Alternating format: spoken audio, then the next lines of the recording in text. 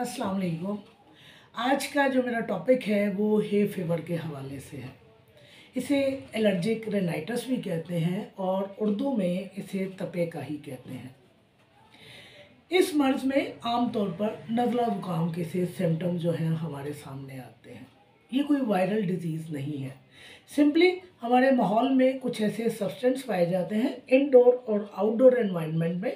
जो हार्मलेस होते हैं, लेकिन हमारी बॉडी जो है उनको हार्मफुल आइडेंटिफाई करती है और उनके अगेंस्ट रिएक्शन दे देती है। जैसे कि पोलन एलर्जी है, कुछ लोगों को डस्ट माइट से एलर्जी होती है, जानवरों से एलर्जी होती है, परिंदों के परों से एलर्जी होती है, जानवरों की फर से एलर्जी होती है, कुछ लोग कुत्ते और बिल्लियों से एलर्जिक होते हैं और जैसे ही किसी बिल्ली के बच्चे को गोद में उठाते हैं तो उन्हें एलर्जिक रिएक्शन जो है वो शुरू हो जाते हैं। हे फीवर में जो हमारे सामने सिम्टम्स आते हैं उनमें जो सबसे पहली चीज़ आती है वो ये कि बेतहाशा नाक बहता है, रनिंग नोज़ जिसे आप कहते हैं, आँखों में इरिटेशन होती है, आँखों में से पानी बहता है, बार बार आप अपनी आँखें जो है मसलते हैं, ख़ारिश करते हैं और छींकें बेतहाशा आती हैं, खांसी होती है, साइनसेस के ऊपर प्रेशर पड़ता है, पोस्ट नेज़ल ड्रिपिंग होती है और सबसे बढ़कर इन इलामात की वजह से जब आपकी नींद बहुत ज़्यादा डिस्टर्ब होना शुरू होती है तो आप फटीग का शिकार हो जाते हैं। हमारी होम्योपैथी जो है इन इलामात का बेहतरीन तरीके से इलाज करती है। हे फीवर, तपेकाही या एलर्जिक रिएक्शन के सिम्टम्स या एलर्जिक रिएक्शन कितना ही पुराना क्यों ना हो, हमारी होम्योपैथी उसको कवर करने में महारत रखती है। हमारी जो top grade medicine hay fever में इस्तेमाल होती हैं उनमें सरे फेरिस्त allium cepa, sabadilla, aurum triphyllum, arsenic, euphrasia, gelsemium, post nasal dripping अगर आ रही है तो फिर काली बाए है, पल्साटीला है और हमारी बेहतरीन मेडिसिन जो है वो अरांडू है।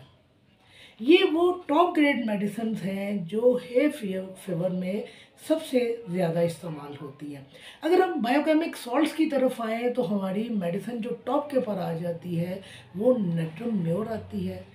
और फेरमफॉस आती है और तीसरे नंबर के ऊपर जो क्रॉनिक केसेस में इस्तेमाल होती है वो नेट्रम सल्फ इस्तेमाल होती है। नेट्रम सल्फ हमारी वो मेडिसिन है जो क्रॉनिक केसेस को डील करने में बेतहाशा शोहरत रखती है।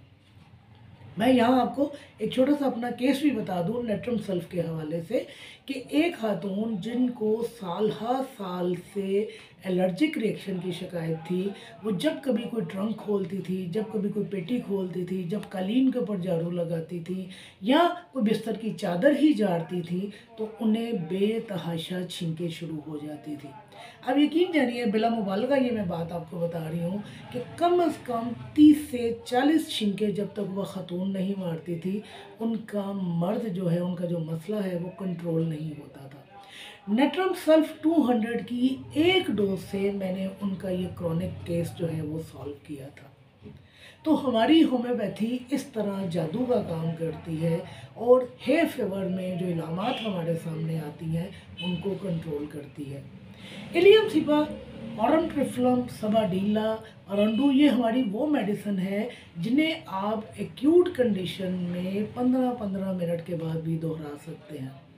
जैसे ही आप 4 खुराकें पेशेंट को देंगे, पेशेंट की जो इरिटेशन की कंडीशन होती है वो कंट्रोल होना शुरू हो जाती है, जो छींकें होती हैं वो रुकना शुरू हो जाती हैं और पेशेंट अपने आप को बेहतर फील करना शुरू कर देता है।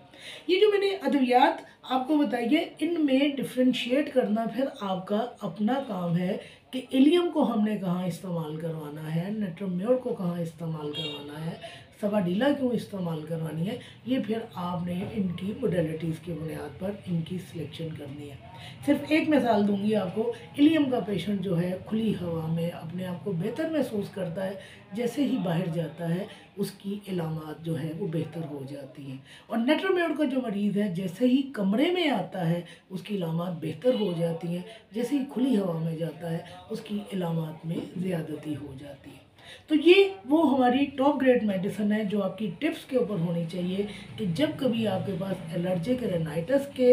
मरीज़ आए, एलर्जिक रेनाइटिस के सिम्टम्स आए, तपेकाही के पेशेंट आए, पॉलन एलर्जी के पेशेंट आए, तो आपने या डस्ट एलर्जी के पेशेंट आए, तो आपने इन अद्वियात को सरे फहरिस्त रखना है। आप चाहें तो इनको 30 पोटेंसी में भी इस्तेमाल कर सकते हैं, आप चाहें तो इन्हें 200 में भी इस्तेमाल कर सकते हैं। जज़ाकल्लाह।